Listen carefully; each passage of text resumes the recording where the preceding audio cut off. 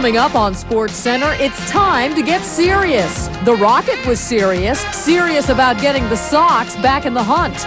In Toronto, 1, 2, 3 spells serious trouble for the Jays. The Braves were seriously tracking the lead in the NL West, and the Dodgers weren't laughing. Two heavyweight hitters are staging a serious battle in the American League, while the former heavyweight champion is in serious trouble.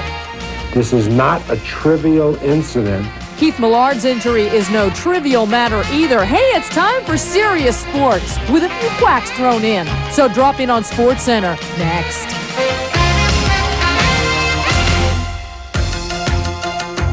Welcome to SportsCenter, along with Jim Bergamo. I'm Ann Montgomery. We start with baseball, and the race for the American League batting title gets more interesting by the pitch. Julio Franco, a surprising contender.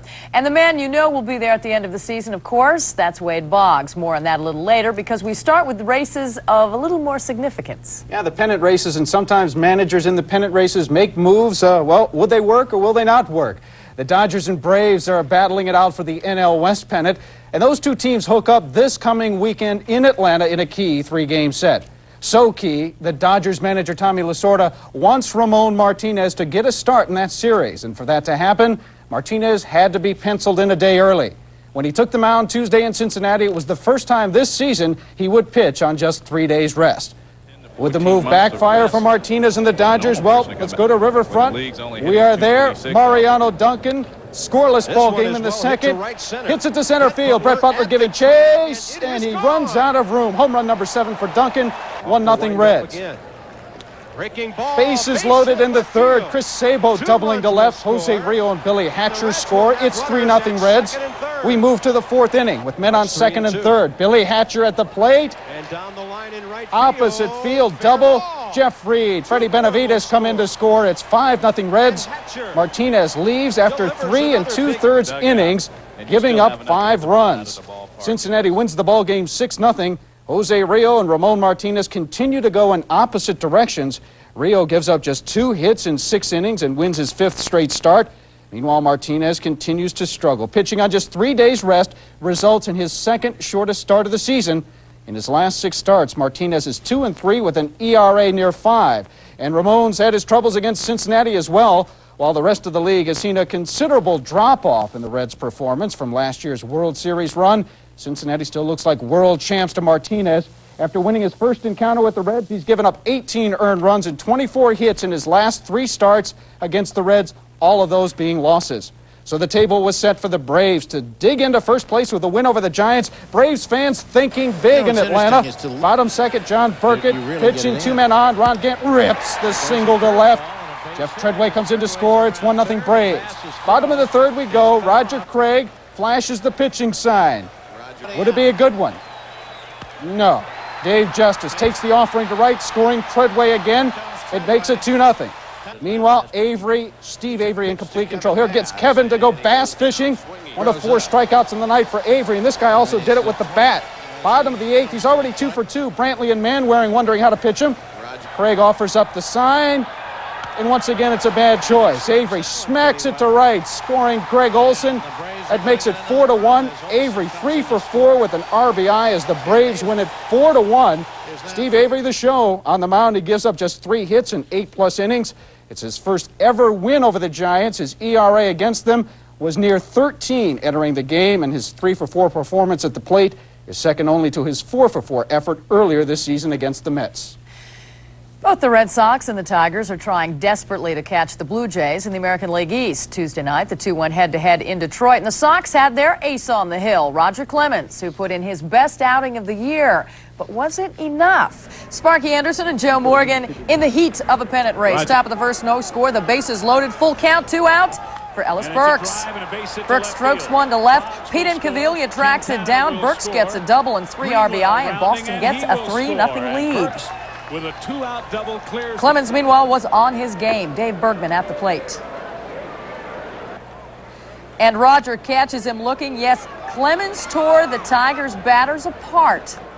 Rob Deere, have a seat. Deere was Rogers' 200th strikeout victim of the year. Things were looking dark in Detroit. They were already throwing in the towel. Bottom of the 5th, big Cecil Fielder steps in, looking to break up a no-hitter. But Cecil takes the high heat and a seat. 6th, Clemens versus Rob Deere, and Deere, yes, he's meat, no doubt, venison in this case. Bottom of the 7th, 1 out. Everything is going perfectly for Roger until he walks Lou Whitaker. So the perfect game is gone. Then Alan Trammell up, he singles to left field. Say goodbye to the no-no, Roger. Aw, gee. Rocket had to settle for a 2-hitter. But Boston beats Detroit 4-0, the season-high 7th straight win for the Red Sox. Roger is really hot. He has tossed 3 complete games and 2 shutouts over his last 4 outings. During that span, he has an ERA of 1.00. But then Roger has always done well this time of year. He has a whopping 18-6 lifetime in September with a 2.13 ERA, including an impressive 10-1 mark in his Cy Young years of 1986 and 1987. The division-leading Blue Jays, meanwhile, entertained the Mariners at Skydome. It was a feast or famine kind of night for Joe Carter. Top of the 1st, Devon White on board. Carter feasts on this Brian Holman curveball. It's a 2-run homer, his 32nd of the year, and his 22nd at Skydome. That made it 2-0 Jays. Meanwhile, Seattle's defense dazzled Manuel Lee at the plate. Grounds one to Harold Reynolds, who flips it low to Omar Vizquel. Vizquel makes the great one-handed grab and turns the DP. But Jays fans don't seem impressed. After back-to-back singles by Devon White and Roberto Alomar, it was famine time for Joe Carter with no outs in the 5th. Now with the Blue Jays. Ground ball to Martinez at 3rd. 2nd for 1. Around the horn, double play. Here comes White. Throw to the plate. Triple play! Score that 5-4-3-2. Seattle's 2nd triple play of the season. Jays fans, yeah, they're really psyched now. Top of the 6th, the M's down 4-2. Edgar Martinez ties it in a hurry. It's a 2-run homer, and we've got a 4-4 ball game. Goodbye, baseball. Edgar Martinez. Top of the 8th, still tied after an Omar Vizquel double. Harold Reynolds, a ground ball base hit to center. Vizquel in to score, and that was the game winner. Seattle surprises Toronto, winning 5-4. So the Mariners snap their 13-game road losing streak. With the loss, the Blue Jays' lead in the AL East falls to 4 games over the 2nd-place Red Sox. Another guy in the American League batting race. We'll check in on Julio Franco and the Texas Rangers in Anaheim when SportsCenter continues.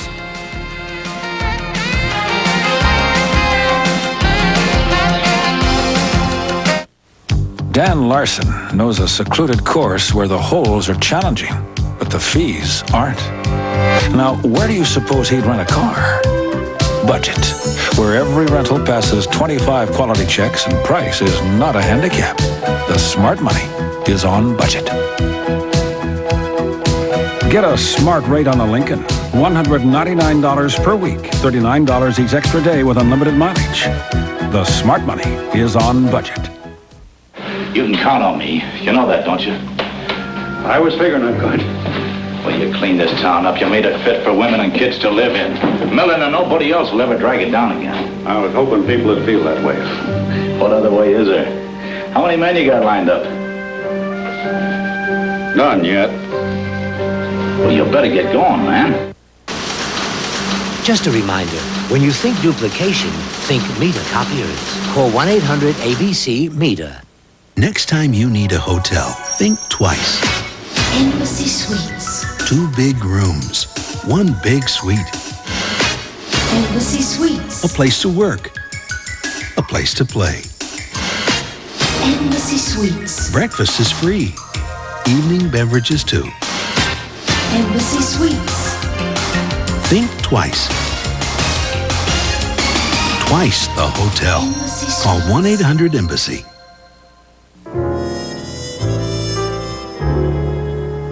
April in Paris. He spoke English like I spoke French, but somehow we talked for hours over coffee. Coffee so rich, I thought I'd never taste its like again. Discover the deep, rich flavor of Maxwell House Rich French Roast. Encore un café? What? More coffee? Oui. Maxwell House Rich French Roast, blended with Colombian beans because better beans make better coffee. SportsCenter is brought to you by Natural Light from Anheuser-Busch. Where there's good food and good times, it's only natural.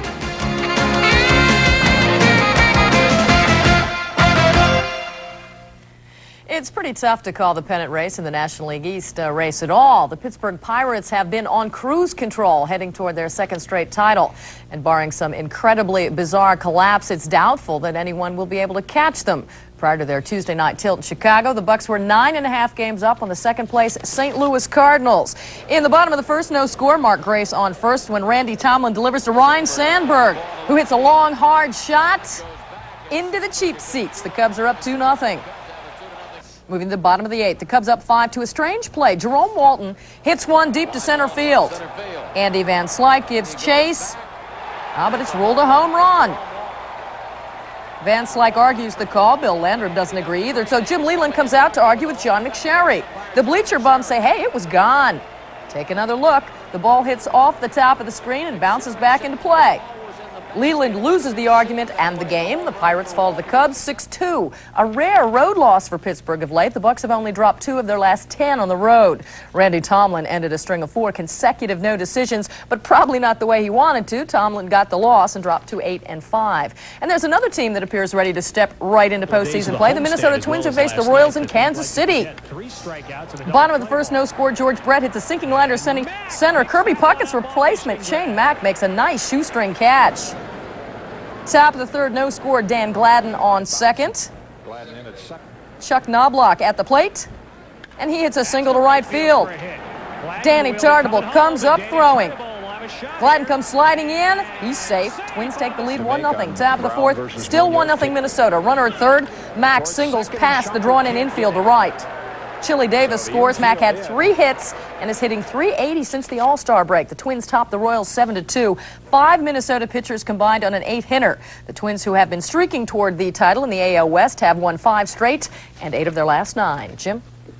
Well, aside from the 2 pennant races, the race for the American League batting title has turned into quite a battle. Texas second baseman Julio Franco began the day in second place, barely behind Boston's Wade Boggs. Franco and the Rangers were in Anaheim Tuesday, facing Kyle Abbott, no relation to Jim Abbott. In his first major league start, first batter he faces, strikes out Brian Downing. Next batter, Rafael Palmeiro. Strikes out looking. Next batter, facing Julio Franco. Strikes out swinging, but in the second inning, the Rangers, runners on first and second. Dean Palmer, ground sharply to third. Garrett Gaetti steps but trips on the bag. They end up getting a double play. Palmer beats the relay. As you see, that trip may have cost the Angels a triple play. It would have been the second one on the night. Gaetti just laughing about it, but he and the Angels wouldn't be laughing for long. Top third, man on second, Julio Franco singles to left.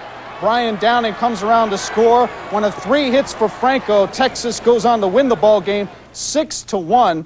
Juan Guzman allowed just 1 run on 6 hits in 8 innings. He's now won 7 of his last 8 decisions, and he's 3-0 versus the Angels this season. I mentioned Franco went 3 for 5. That regains the lead in the AL batting race for him. Franco is trying to become the first Latin-born American League batting champ since Rod Carew did it back in '78. Franco's now batting .341. Wade Boggs went 1 for 3 in Detroit. He remains at .339. Paul Molitor staying healthy, staying in the race, 1 for 4. He's at .332. And Rafael Palmeiro, who led the batting race 2 weeks ago, went 2 for 5, including a home run. He's now batting .330. White Sox playing Oakland 3-1. Warren Newson had a 2-run double off Dennis Eckersley in the 8th. It's Eckersley's 8th blown save this year. He had 8 blown saves in all of 89 and 90 combined. The White Sox, however, still 8.5 in back of the Twins.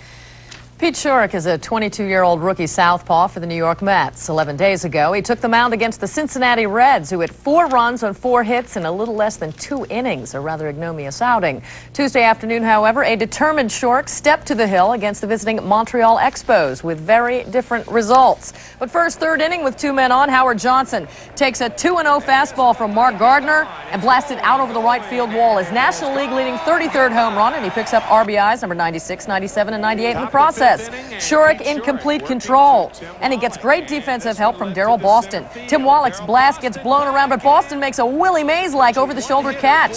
Schurik was perfect through 4 2/3 innings. He gave up only 1 hit to Kenny Williams in the 5th. New York KOs Montreal 9-0. Schurik retired the first 14 batters he faced. He went the distance, giving up no runs on 1 hit, striking out 7. In Milwaukee, the Brewers hosted Cleveland. Doug Jones making his first major league start. gets Robin Yount to hit into a double play. Scored 5-4-3. Second for one by Eggers, relay in time. More of the same in the second inning. Jones gets Jim Gantner to hit into a 3-6-1 DP. Second for one, back to first in time. The Indians got all their runs in the sixth inning. 4 of them on Reggie Jefferson's first Major League Grand Slam. The Tribe tops Milwaukee 5-2. Doug Jones, who lost his job as a closer earlier this year, allowed 2 runs on 8 hits and struck out 5, going just 1 out shy of a complete game. Jones was making his first Major League start after 271 consecutive career relief appearances. But he wasn't the only one making his Major League debut as a starter Tuesday. Houston's Chris Gardner lost to San Diego in his first start, and California's Kyle Abbott made his debut as well. Unfortunately, Abbott also lost. Well, still to come on Sportscenter, we've got more from the Diamond, including the Cardinals, who hope to take advantage of the Pirates' loss in the Windy City. But up next, we've got football news, and the news is not good for Minnesota's Keith Millard. We'll explain the plight of the Vikings' defensive tackle when Sportscenter returns.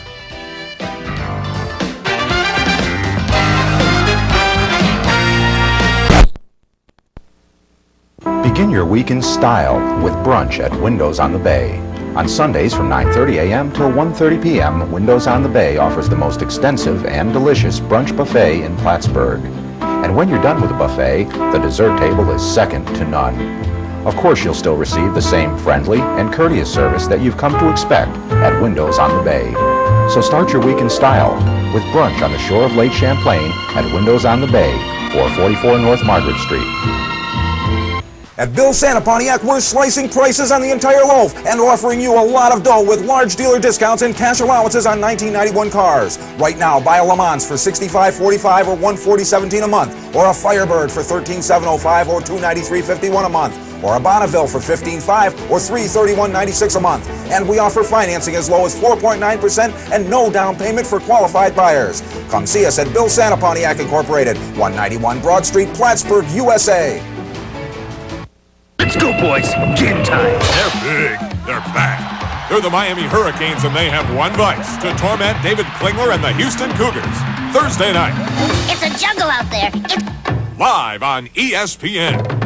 Hockey League, the Bruins have signed free agent defenseman Glenn. The NL East pennant hasn't been closed on St. Louis officially, but suffice it to say that the Cardinals don't have a foot blocking the door. It's more like a big toe.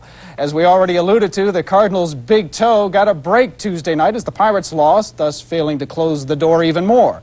And with a win, St. Louis could move to within 8.5 of Pittsburgh. Could the Cardinals take advantage, though? Jim Fragosi's Phillies, though, having problems at Busch Stadium this year. Second inning, Tommy Green helps his own cause, though, doubling over Ray Langford's head. Steve Lake comes in to score. It's 2-0 Phillies.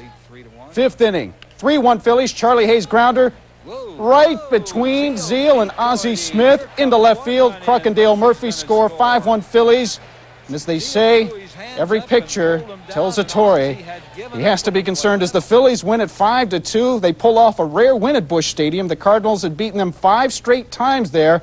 Tommy Green gives up just 6 hits and 8+ innings for the win.